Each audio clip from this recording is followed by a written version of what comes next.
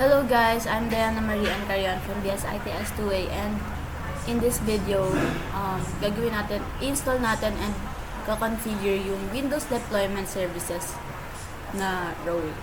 So, yung una natin gagawin is, syempre, open natin yung server. Windows Server 2008.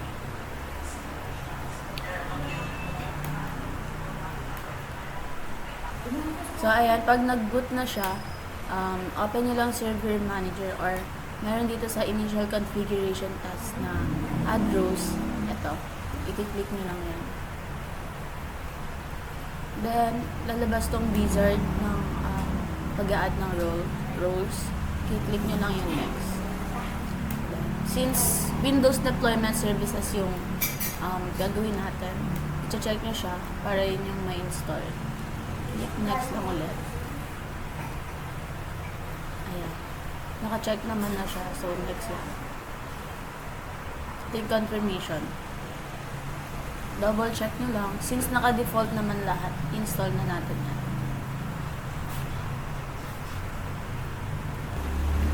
Ayan. Installation succeeded.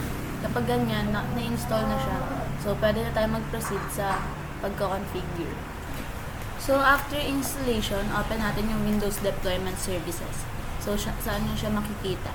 Click nyo lang yung Start, and then search nyo dito yung Windows Deployment Services. So, yan. Click nyo lang yan.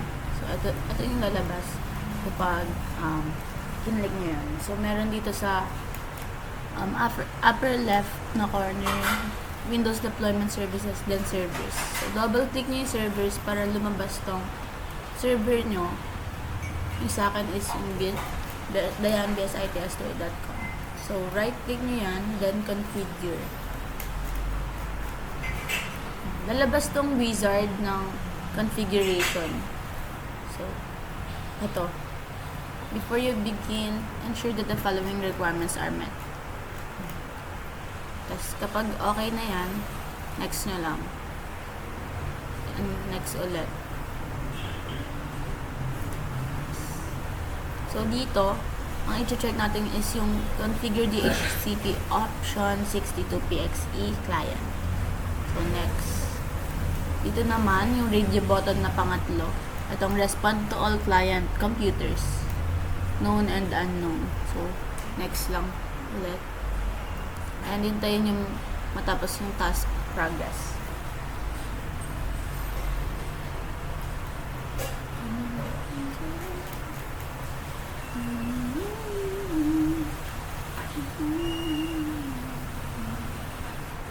Ayan, tapos na yung progress. So, before ma-finish, uncheck nyo muna yung checkbox na to. Kasi gagawin yan mamaya. So, finish. Ayan. Finish na siya. After that, gagawin naman natin yung add install images. So, para magawa yan, i-right click natin yung boot image. Right click, boot images. Then, click nyo itong add boot image. So, mag-browse tayo ng file. Then,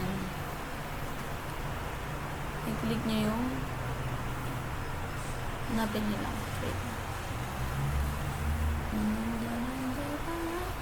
CD na drive. Ito, sources. Then yun. Open. Open. Sources. And then open. Tapos, after nyo ma-open, hanapin nyo tong boot.vim. Then, click nyo yan. Just open. Yan. After that, malalagay na siya dito sa file location. And click nyo lang yung next.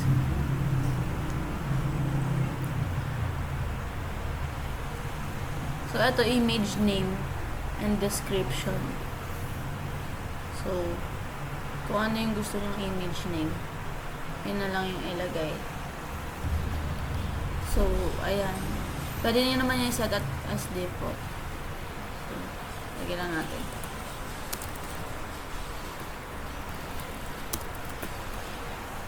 next. Ayan, makikita nyo yan dito. Select nyo lang yan, then click nyo ulit yung next. Mag-a-add na siya.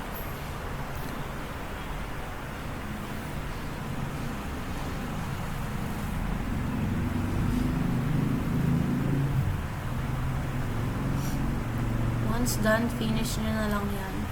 Then, right-click nyo tong boot image na in-add nyo. Then, create capture image. Tapos, lalabas to.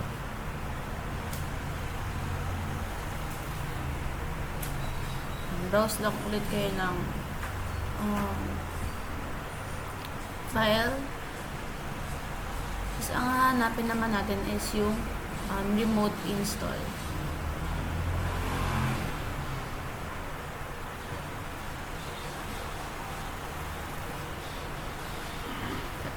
Remote install po. Open nyo yan.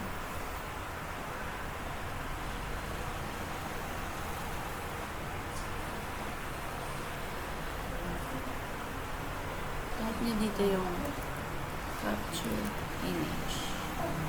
Open. Ayan.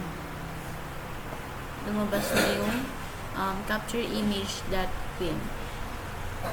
So, next na to. Task progress ulit. Hintayin nyo lang yan ulit. Then,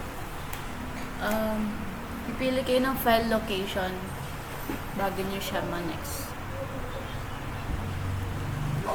So, once na matapos na yung task progress, finish nyo lang. And then, ayun. Ang gagawin naman is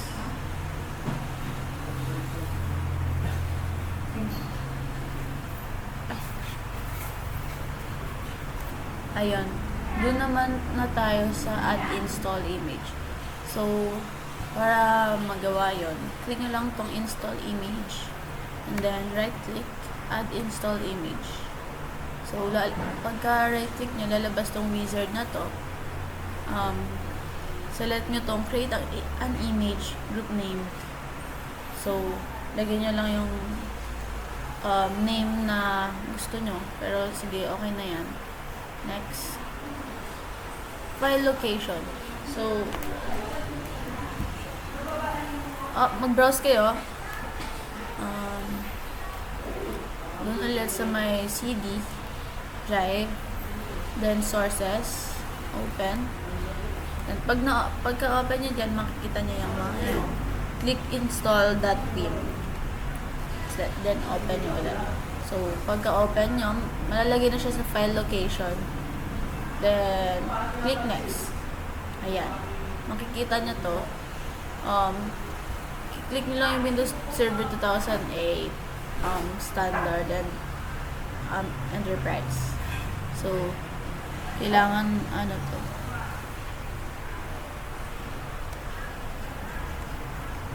Standard.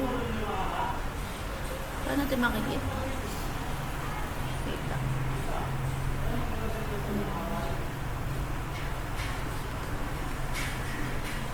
Yan, ganun natin. Ayan. Ito yung standard. Ito yung enterprise. So, ayan lang i-check natin. Ayan. So, kapag na-check nyo na yan, click next. Then, ito, makikita nyo siya sa summary. Yung image group, yung name ng nilagay kanina.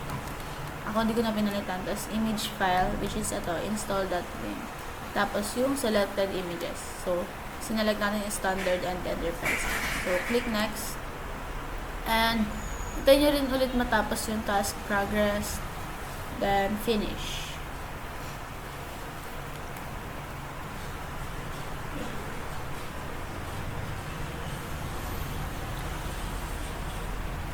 Hintayin lang natin siya matapos. Ayan. Once done, click nyo lang yung finish. Then, the next step is yung ito, multicast transmission. So, right-click nyo yan.